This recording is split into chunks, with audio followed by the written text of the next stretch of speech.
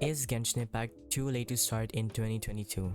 But first, why are we even asking this question? You know, like you can just start Genshin Impact whenever you want, it's not that big of a deal. But the reason why we're asking this question is because of the updates that come every single update. There's so much content. Well, at the moment for us new players, there's not, but over time, right now it's not that big of a deal. But when Sumeru comes out and maybe Fontaine and regions like that, there's gonna be so much content they have to go through before they get the characters leveled up. It's gonna be a totally different experience, and I want to talk about that right now, and I have a few points to go by.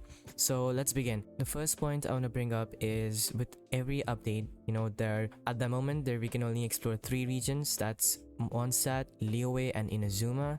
Then the next update, which is gonna be Sumeru, we only have 3 regions that we can explore. Right now it's not that big of a deal, but then just imagine this. So you're in Sumeru, or let's say you're a new player that just started Genshin Impact, and the character banner is for a character in Fontaine. So somehow you're able to get this character to make your gameplay easier, stuff like that. But then you don't have the materials, the plants, the flowers to upgrade your character, to ascend them, because you need those region specific plants which you can't get in other regions until you go to that specific region. But you can't actually go to that region because, for example, you're in Mondstadt, you just started the game out, you have to go through Liyue, Inazuma, and Sumeru, and then Fontaine. It's not gonna be that easy to complete all of that story just with your starters, your 4 starters. You're not gonna do that. It's gonna be boring. So you can't upgrade your character. You have to go to Fontaine. You just started Mondstadt, but then Fontaine is so far away. You have to go through these enemies.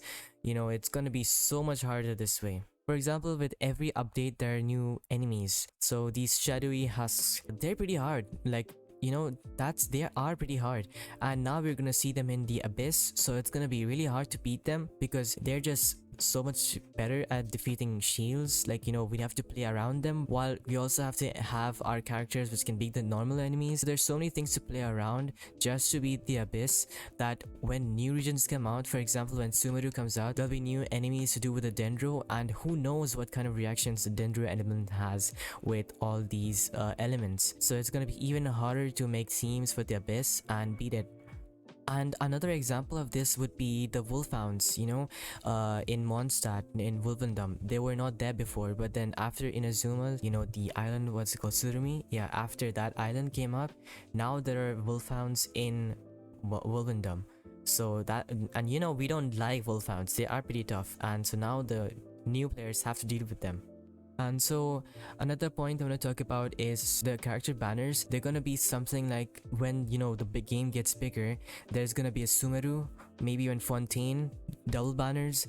So you have to pull for one, and even if you pull for one, you can't level them up. So you just have to play with your starters, or from the standard banner, I guess. So, and first of all, they're not strong. They're not the best characters in the game, and it might not be even fun, because who wants to play, like, let's say, who wants to play Kaya? I mean, no offense to Kaya mains, but it's just more fun to play some other characters. Not everybody wants to play Kaya or Amber. They're all so weak. Not Kaya, but Amber is really weak, and you might not like her playstyle, but you have to play with them, because your other characters, you can't level them up because you have to go to their region first to collect their specialties. So it's just gonna be a harder game, and maybe even not even fun for most of us, for new players. So yeah, I don't know what Genshin Impact is gonna do to solve that issue, but we'll see. And what about the weapons that we're never gonna get again? So remember this, so for example the Oats 1 Eye, it's gone forever. Even though it's a good weapon for Yaemiko, you're not gonna get that 4-star ever again. It's gone. And another, this problem, we all know this problem exists, but banners with new characters, they are gonna take a longer time to come back. Now this has been a bit better now because of double banners. It's, in my opinion, a really good thing that they did this, even though sometimes you can have characters such as, like last time, Ganyu and Zhongli on the same update, but that's fine. Let's talk about the good things. The first thing I want to talk about is for us endgame players. Well, what do? We just come online. If there's a new event, we do it, complete it, and then we complete our commissions. Then we use up our resin, and then we log off. That's it. We can't do anything else. We have completed the game. But this might not be the case for new players because they have so much content to go through that for them events will just be a side quest. And maybe the region log thing is a good thing because now the game will be more harder overall because you have to play with these characters and Amber and stuff like that, so it's gonna be a more challenging experience for new players unlike us.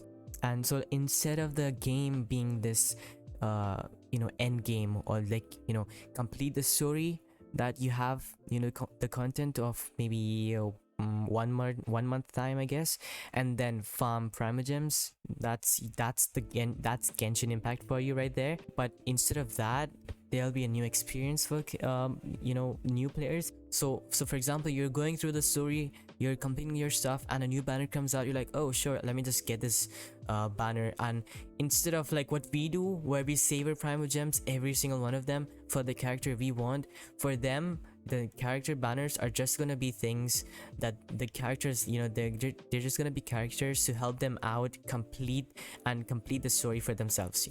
That's what the characters are gonna be for them. The wishes, the banners, they're just things to complete the story, and have fun on the way.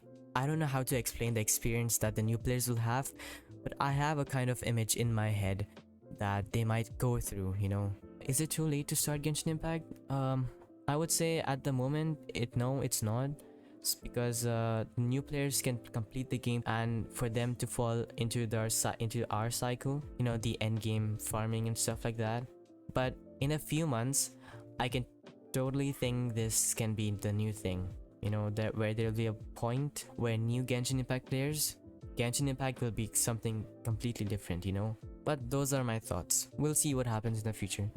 So if you guys did enjoy the discussion, then please leave a like, and if you have anything you want to talk about, then please let me know in the comment section down below.